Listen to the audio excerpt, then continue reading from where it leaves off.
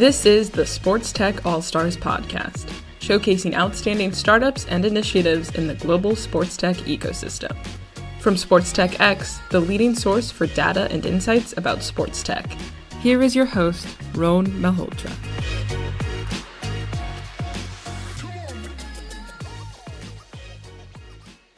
All right, Lawrence. So as I always like to do, I want to start at the beginning. It seems like you've been at Hawk-Eye also from the beginning. It seems almost like you've been there a long time. Walk me through your journey at this company, which has led you to your current role as managing director, overlooking a few different sports at Hawk-Eye. Yeah, sure. I mean, I haven't been here right from the start, but certainly it's been over 12 years now since I started here. So actually, fresh face, straight out of university.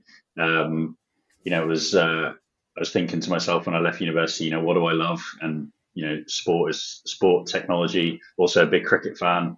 I was lucky enough to get a job working as an operator in our cricket department. So I basically spent my first 3 years at Hawk-Eye traveling around the world, getting to work on all these different cricket events. And, it was an amazing opportunity, probably the best years of my life, to be honest. How often do you get paid to go and work on, sport that you love? Loads of really great experiences there, getting to work in live sporting environment and visit lots of amazing countries and work on great events, Cricket World Cups, Ashes, IPLs, all these kind of things. So that was great. Do you remember what employee number you were or something at Hawk-Eye? I think when did the company begin? So you joined, I have over here, was it 2012 or something? Yeah, so I joined in 2012. I think the actual company first started, the first ideas about it were 1999. I think 2001 really was when it first started getting used in cricket. So, Sure. Our founder, Paul Hawkins, I think he was getting a bit sick and tired of being given out LBW with decisions that he didn't think were right. So for how can I try and change that? So he kind of founded the company. 2001. I didn't realize that Hawk-Eye was that old. Okay, that's good to know. Yeah, and I think when I started, there was about 50 or so employees, and at that time we were only really working in cricket and tennis. And now? And now there's there's over 1,000 employees across the world working on. I think there's 20, 25 different sports. So it's grown a lot since then. I've seen it change a lot. And you've also, as you said already, you started in cricket, and that was the main dominant sport at Hawk-Eye.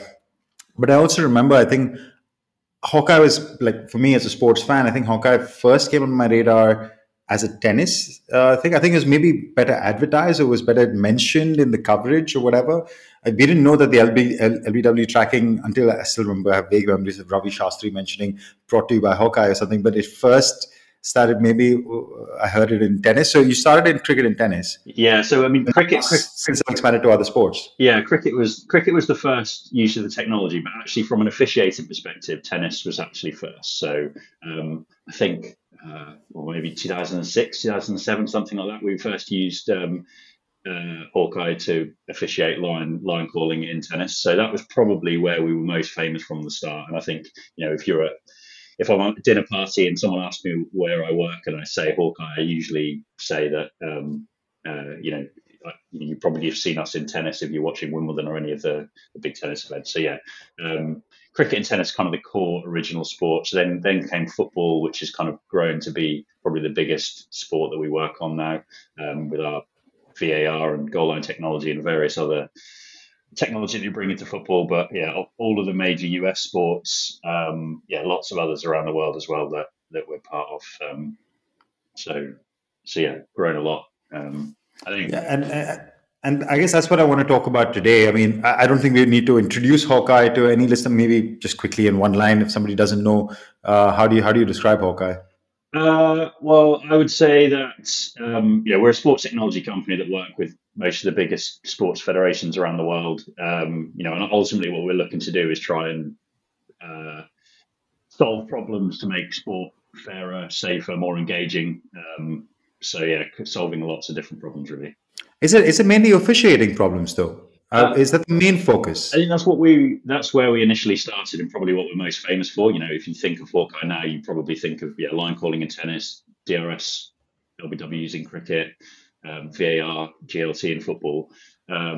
but actually, there's a whole lot more to Hawk-Eye than that. A lot of the data that to be able to do those officiating technologies, we have to collect a lot of data, a lot of ball tracking data, a lot of player tracking, a lot of video, and so there's lots of other ways that we can use that. So a lot of broadcast enhancement and fan engagement technologies. If you've watched any of those sports, you'll probably see a lot of that data being visualized in certain ways to tell stories of the match. But then also other things that probably people wouldn't know that we do. A lot of back end video review technology. If you're watching rugby, for example, Rugby World Cup, and they go to the TMO to see whether it was a try or no try. A lot of that video technology is kind of using Hawk-Eye, and there's also a player performance element to it as well. Things that people at home definitely wouldn't see. A lot of the data that we collect is hugely valuable to athletes, teams, analysts, coaches.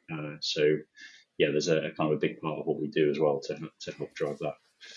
Yeah, fair. And thanks for setting that context, because I guess what Hawk-Eye is known for is probably on the, as you said, you started in the officiating side, but essentially you're a video tech company. So anything which comes from gathering video, as you said, whether it's moving to analytics, whether it's moving to fan engagement, and also on the officiating side, you kind of cover that whole thing. Anything else beyond the video layer? So yeah, I mean, I think the core technologies are around tracking, both player and ball tracking, object tracking, video, as we've just mentioned there, and then utilizing that data and video in various different ways. Like I said, either for officiating or fan engagement in particular. A lot of our partners that we work with are always looking to try and engage new audiences. And younger audiences. So, we're constantly looking to try and find ways that we can use that data and video to try and create different activations or technology that will help them kind of achieve their goals. Walk me through a bit of the evolution of the company from your perspective. You said you've been there, 12 years now, but also the company was around 10, 12 years before you got there. But at the same time, those first 12 years, maybe like 50 people, now you've gone 50 to 1,000, right? So that's pretty significant jump. Yeah. How have you seen the company scale also in your own role? I mean, you started as an operator. Today you head the sport you started operating in. Yeah. And I guess one perspective that I'm looking for is, as you've evolved, how have you seen the space evolve as well, the needs of sport change over that period of time? Yeah, I mean, I think, so for me personally, I mentioned I was an operator for a few years. I was then fortunate enough to head up the cricket department, which was great. I got to work with lots of the biggest kind of, the biggest cricket federations and broadcasters around the world and help make sure that we deliver our technology really well, and then evolved into the role I'm in now, which is managing director of Source Sports. So I oversee our cricket, tennis, and rugby businesses. But whilst that's been going on, Hawk-Eye, as I mentioned, has evolved a lot as well. And I think a key part of that was broadening or diversifying our product range. So like I said at the start, it was all based around ball tracking, and cricket and tennis were kind of the primary use cases for that. But then just when I started was when Hawk-Eye really started to get into the football space, and that's just taken off massively. So goal line technology, I'm sure lots of fans or listeners here would remember the Frank Lampard goal, no goal in the 2010 World Cup in Germany. Most people think that was the kind of trigger for goal line technology, but actually it was way before that. We were already starting to work with various partners on that. And obviously that then kind of took off a few years after that. And then came VAR, which, was a big boom around the world. Everyone wanted to bring in video assistant review technology, which we've been fortunate enough to be a key part of that and work with some of the biggest leagues around the world to deliver it. And then that evolved into our US. We work with a lot of the big sports across the US as well. And I guess how the industry's evolved since then. Look, I think a lot of fans and sports was a little bit resilient to technology coming in. Back when we started, didn't want to disrupt the purity of the game in a lot of ways.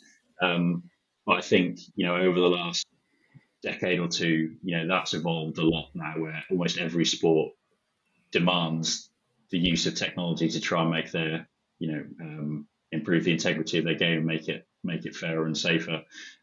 So actually, we've had to adapt our company a lot to keep up with that. It's not just been about officiating now. That's kind of a given. Everyone has to have technology for officiating. Mm-hmm. That's not enough. We need to provide lots of other technologies around that to help add real value. So a big evolution over the last kind of decade or so in sports technology, I think. So it also looks like so there are two things happening. One is you're expanding into sports and adding more sports constantly, but you're also adding more services constantly that you're providing to all these new sports that you get into. You started with cricket and tennis, of course, and you mentioned rugby, you mentioned football, growing in a big way. In fact, one of our let's say avid listeners and also a friend of mine has recently joined Hawk-Eye as a business development manager or something. I'm not sure if it's exact role, but I know it's in business development in football based out of Madrid. Matthias, shout out if you will listen to this episode. So I know that football, for example, is a big area, and I believe, if I'm not mistaken, I think he's looking at the LATAM market or something. He's Argentinian originally, so I can see that the product is evolving in multiple ways.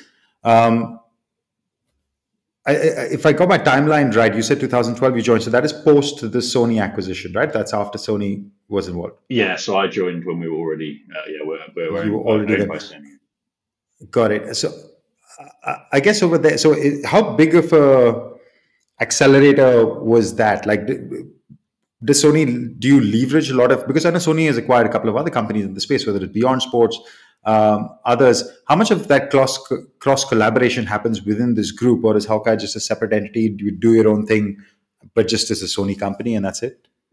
No, so I mean, we have a kind of under the Sony Sports umbrella now. We have Hawk-Eye, as I've obviously explained what we do. Then we have Pulse Live, who are our kind of a digital company. They provide a lot of apps and websites for some of the major federations and leagues around the world. And then you mentioned there Beyond Sport, who do they visualize a lot of data and turn data into really good visuals for viewers, and particularly on the fan engagement side that I touched on earlier. They've been kind of instrumental in trying to engage new audiences in different sports. So the three companies work pretty closely together to try and create an all-in-one value proposition to our partners. Instead of having to go to Hawk-Eye to get the kind of data capture and the officiating, and then someone else to do turn that into some good visuals, and then someone else to put it in an app to show to fans. We can kind of create that all-in-one proposition. So we work quite closely together, and there's been a few examples of that. So alternate broadcast that we've worked on recently. NFL is probably a good example. There was a recent we call it. I think there's a Toy Story activation where effectively the tracking data that we collect at NFL of all the players, Beyond Sports were able to turn that into a Toy Story theme that was shown in real time and parallel to the main game. So let's just say mum and dad were watching the main game on ESPN, and then kids are watching the game in cartoon. Kids are watching the game in Andy's bedroom in Toy Story form, and that's just an example of how the different companies can link up and try and create value for the farmers. For any listeners who don't know, just a little bit of context quickly. So Sander and Nicholas, who founded Beyond Sports, again, it's our job to know these cool companies. So known them for a while. They got acquired by Sony, I think maybe 4 years ago, probably somewhere around that range. Couple of years ago, yeah. Couple of years ago. And what Lawrence is talking about is nothing from the future. This is real time. This is what they do. It's real time rendering of live sports in some sort of animated format. And also that animated format can be completely customized because it's animated, right? So you could be in Toy Story today. I remember they started with those kind of blocky, like Lego style characters, which could be playing football on the moon while in astronaut suits while the live game is going on. So really, really cool. And I remember some activations that they've done with the NFL. And so that's interesting to hear that, you're kind of this packaged offering that's so under the Sony Sports umbrella, not just Hawk-Eye. You mentioned one already, but I'd love to hear some more, maybe some use cases or success stories that you've had. Well, I can imagine there have been many over the last 12 years. But any ones that particularly stand out where you're like, actually, no, that was something really cool that we did? Cool. Look, I think there's probably, there's loads of success stories from different sports that I can think of. I mean, let's take tennis, for example. We've been doing line calling in tennis for a long time now. But we've been working on a live version of this, whereby instead of needing line judges, as soon as the ball lands, either in or out, the call is made automatically. This was a few years in the making, and actually, coincidentally, by the time we finished that technology, that was when COVID hit, and when the Grand Slams were trying to bring their tournaments back, it was under they were trying to avoid bringing as many people in as possible. Moving people around the world at that time was very difficult. So actually, that technology was perfectly timed in allowing some of these slams to come back in 2020 and 2021 without needing to bring lots of other people into the slam. So really proud of kind of our part in helping to bring some of those events back after COVID. There's so many things that I think we're pretty proud of. But I think probably just overall, what I'm most proud of is just that not being a flash in the pan and having continued success over a large period of time. Like, I think it's providing a technology and gaining success in one sport over a short period of time is one thing, but I think being prominent for over 20 years is in a wide variety of sports is something that I think is a big success. And I think the only way we're able to do that, and the way we have to continue to work, is we can never rest on our laurels and stand still. We constantly have to evolve our products and solve new problems. For example, let's take cricket. That we're still looking to try and solve problems in cricket. Speed of the game is an obvious one that crops up. I think games are often taking longer and longer. How we can help speed that up. We recently brought in we call it a smart replay technology, which actually the IPL used. They used it for the first time this year. The BCCI were great in helping bring that in, whereby the third umpire was given all of the feeds up in his room, and he was able to make decisions quickly rather than waiting for the television. The operator or the technician to come in and step in. Yeah, I remember us reporting on that. That was an interesting one. Yeah. Yeah. So I think kind of pushing control. Yeah. Exactly. Yeah. And it's something that's worked. I mean, that's effectively how VAR and the TMO work in football and rugby. But, in cricket, there are slight nuances that we just adapt the technology to, and we're able to do that with the help of some of our partners. And I think it kind of highlights the point that we have to constantly trying to evolve our technology and offerings to solve new problems. Despite successes in the past, we have to keep doing that. To your point earlier, and I think this is maybe fair to give you the flowers, because you mentioned that the longevity is something. I think is more than longevity. Hawk-Eye is practically ubiquitous. It's like nobody says photocopy, you say Xerox. It's like one of those. And in India, certainly, and I think in a lot of parts of the world, you don't say ball tracking, you say Hawk-Eye, certainly for LBW and stuff. And that's kudos to you and the team for developing that. I want to spend a little bit here around what you just talked about, how the evolution of technology, or certainly the evolution of the solutions you provide. See, where do you see this going? Like, what kind of opportunities is it? So for what you just described, for example, is faster, just shorter, lesser time, back to the action. Is it just that? Is it just trying to bring in efficiencies into various parts of sports to help officiating, to help fans kind of understand the sport better? Or is it more on what you talked about earlier on the engagement side, trying to find new fans, take it to new audiences? Where do you think, on the innovation side, I guess, because I know you also look at innovation for these sports, what is your main areas of of focus when talking about the future of sport? Yeah, I mean, so I think there's lots of different ways to answer this. So I think from a micro level, we're always looking to try and find improvements with existing technology, whether that's making them quicker, more accurate, more robust. So that's kind of a constant, ongoing process. Then, I think being able to increase fan engagement and reach more audiences is another one, which is something that we always have to focus on. And I've mentioned the kind of alternate broadcasts that kind of we think help do that. But I think another kind of aspect that I'm focusing on, and Hawk-Eye certainly focusing on, is how we can reach different levels of the sport. We've been pretty successful at elite level for a long period of time now. But how can we look to bring Hawk-Eye to sport below that elite level? And we're kind of looking to adapt our technology to make it more cost efficient and applicable to kind of level 2 or even amateur markets. One example of that is we're currently working on a technology called iHawk, which is essentially a low cost ball and player tracking solution that kind of uses mobile phones, lightweight cameras such as GoPros, and player technology to provide tracking data and video to players, teams, and umpires that need it. At the moment, this is purely focused on cricket, but the plan is to evolve this into lots of different sports as well.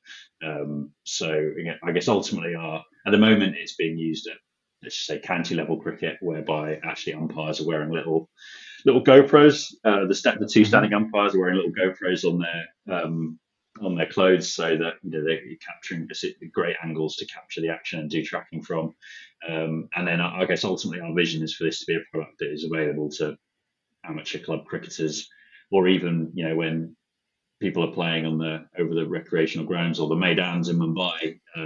This is that's kind of the vision that we have for it. So I think increasing breadth of what we do, but also going deeper into the sports that we're working with currently to try and reach levels below just the top level of those sports. I find that super interesting because it really feels, and we talk about a lot about this in our content, is the term democratization of tech is used across the world of tech, but this is actually just literally that. It's bringing tech that's been available at the elite level to the masses and making all sports tech enabled, which actually very neatly leads me to my next question, which is how much of this tech are you always looking to develop in-house versus how much do you partner with companies that are already developing stuff, for example? And I know of a particular company, you might as well, which does exactly what you do for cricket. Maybe it's a company that you would acquire, Ludemos or something, which is a Dutch-Indian company, which has been developing mobile-based camera recognition for a while now. So how do you look at that? Is it you have some sort of lab where you're constantly developing stuff? Are you inviting partners to come in, or you're like, hey, no, we're a shop, we build it ourselves? Yeah, I mean, generally we try and build everything in house, and we make sure we've got a good size engineering and development and product team that allows us to whilst we've got to focus on delivering our existing contracts, and there's obviously lots of work involved in that, but we always try and make sure we carve out that space to be able to experiment and do research and development and work on new innovations. I think that's essential. Like I said before, if we're we have to keep moving forward, otherwise you just go backwards in this industry. So we do make sure that we carve out that space to be able to that resource to be able to develop new things. So whilst we have definitely partnered with other companies in the past, generally if we would try and assess and see if we can do it in a slightly different way, or whether it be more efficient or play to our strengths and try and do it and try and do it ourselves. But it's certainly not a hard and fast rule, but generally we try and do these things in-house. Do you have any examples of working with startups in some way? Do you have any sort of, innovation programs or labs or any sort of activities to run pilots that you've done in the past? Or is that something, if not in the past, is that something that you're looking perhaps to do in the future? So we have, we do have those internally. We have, we are constantly looking for ideas, and that doesn't need to be from senior management people. That's one of the things we always try and ingrain into people when they come into the business is that everyone has ideas, and we'd like to think that we're open to hearing those, and if we think they're worth it, we can make them happen. Developing the intrapreneur, isn't that, like within the organization? Exactly, and that's how Hawk-Eye started, and that's how we need to continue to try and be going forward. I think I don't have any other examples probably. No, it's interesting. So I guess that's what I'm trying to understand, because this is something that we see, because I mean, Hawk-Eye is a mature company. You've been around 20 plus years. And I'm curious to see the different perspectives on how you relate to innovation. Is this a kind of, are you looking to partner and buy a lot of things, or are you, no, as you said, you foster a culture of innovation internally and you look to develop constant things because you have tremendous resources, and I guess also you're listening to your clients and they're telling you problems that you can find solutions for in-house, which maybe a smaller company doesn't have access to. Yeah, but I would say that there are lots of examples whereby we do have to link up with other companies to be able to provide the best technology, whether that be combining our player tracking technology with chip in the ball, like in soccer, in football, for example, where you can combine our technology and their technology to create to create the kind of best possible solution for the customer. Yeah, so there are lots of examples where we've had to work with other technology companies to kind of make that best product. Fantastic. Again, I guess that if it comes from the client, if you see that need and hey, this is the best way to do it or the smartest way to do it, you don't have to build everything. Great, Lawrence. Maybe talk a little bit about what's coming up for Hawk-Eye. What are your main areas of focus for the next 12, 18 months? What exciting things are you working on? Yeah, I mean, there's always lots going on. I think there's never really a quiet period in the world of sport. At the moment, we've obviously there's Wimbledon ongoing. The Euros, the football Euros are ongoing and coming at the end of this week. We've got the Olympics coming up in a couple of weeks, which we're really proud to be a part of. Quite a few sports there, so that'll be a big focus for a part of our business. There's constantly cricket going on around the world, and there's never a dull moment in terms of the sport. In terms of our technology, as I mentioned, there's lots of ongoing projects that are taking up a lot of our time and thought leadership. You mentioned iHawk. Anything else that you can talk to? I've mentioned about those the virtual recreations and alternate broadcast that whilst we have done in some sports, we're looking to try and adapt that and bring that into different sports as well. And then I can imagine that coming to cricket in the IPL, and instead of Shah Rukh Khan in the stands, you could have Shah Rukh Khan and all the cricketers and all the actors and stuff on the pitch playing. Certainly with cricket, it lends itself quite nicely because you're always looking to try and bring the viewers closer to the action and also show the pace of the game. It's quite difficult to see the pace of the game from watching on TV. So if you're standing at first slip, for example, your view of how the bowler's bowling and the batsman playing his shots is incredibly different to just watching it from TV. So kind of putting people in that perspective is a big one. And then I think there are a core technology of ours is our skeletal tracking, our player tracking technology that allows us to capture lots of joints on the athlete. And there are lots of other use cases that we're currently exploring in other sports that would, rugby is a good example where player welfare is extremely important there, and how we can use our player tracking technology to be able to help make the game safer, whether it be giving doctors more information or medical staff about head impacts. And there's also lots of officiating use cases we can bring into there as well. So lots going on both from an event perspective and from a technology perspective. Brilliant, and look forward to hearing more about or seeing more about all the cool stuff that goes on. Lawrence, thank you so much for taking the time to come on our pod. if somebody wants to reach out to you, what's the best place to do that? On LinkedIn or via email? Yeah, LinkedIn, for sure. LinkedIn is easy. My details are on there. So yeah. Fantastic. That's what we'll do. We'll drop your LinkedIn profile in the show notes. I love talking to, I mean, you don't get, let's say it's too often that I get to talk. I talk to a lot of startups and investors and stuff, but actually a service provider in the industry that has had the longevity that you guys have had with 20 plus years delivering, being at the cutting edge of sports. So it's great to chat with you and hear your perspective. Before I let you go, I have one last question to ask. It is my favorite one to ask because I'd like to believe we're all sports fans first, as you also said right at the top. And I feel like I might get an interesting answer here, but I want to know, what is your favorite sporting moment? And if I can ask you, I'd actually ask you to tell me about this moment that you witnessed live. Rather than, because I'm sure you've seen a ton of live sports. I knew you were going to ask me this question, and I've actually been dreading it for the last week or so because there's so many to choose from.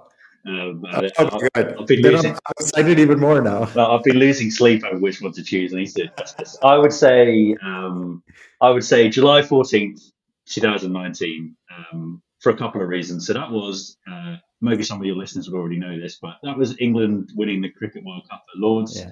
Which was in the most ridiculous, incredible manner. Yeah, it was an incredible day. I was there. I was very fortunate to be there live on that day, and it was certainly a day that will live long in the memory. Not just from a Hawk-Eye perspective, because it was great that we were able to be part of that and roll that kind of last replay of Butler taking the stumps out, but also from a personal perspective, as a cricket and an Englishman, it was important. But also that day there was also that crazy final between Federer and Djokovic at Wimbledon.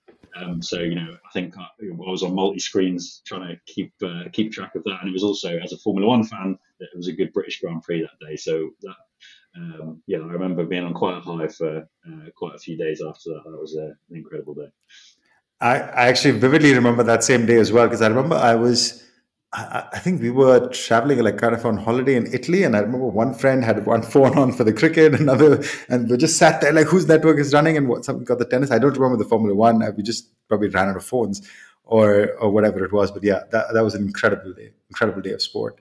A good one. I thought it might have to do with England cricket. I thought you might go into some, okay, there've been incredible Ashes moments and a World Cup win, but Ashes 2005 does come very close, but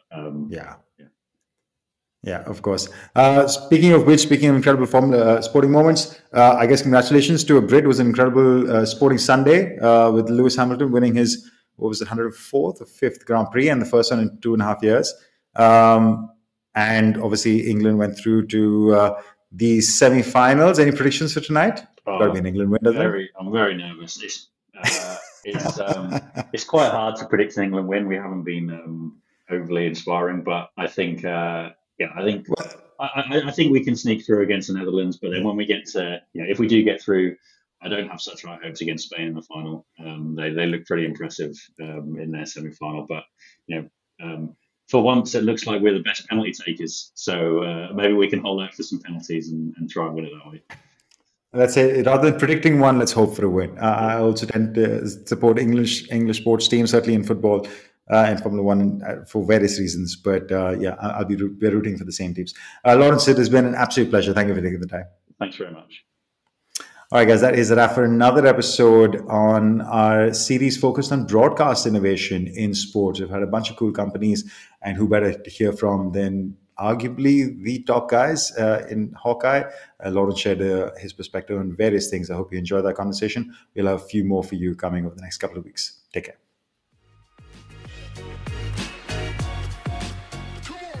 Thanks for listening to the Sports Tech All-Stars podcast with Rohan Malhotra. If you like our show, let us know and leave a review. And if you want to know more about us, check out sportstechx.com, where you can find our latest industry reports and updates. For a deeper dive into all things sports tech, check out our comprehensive database, Sports Tech DB, at sportstechdb.com. Don't forget to follow us on social media. You can find us at SportsTechX on Instagram, Twitter, LinkedIn, and Facebook. Join us next time for another insightful conversation with a leader in sports tech.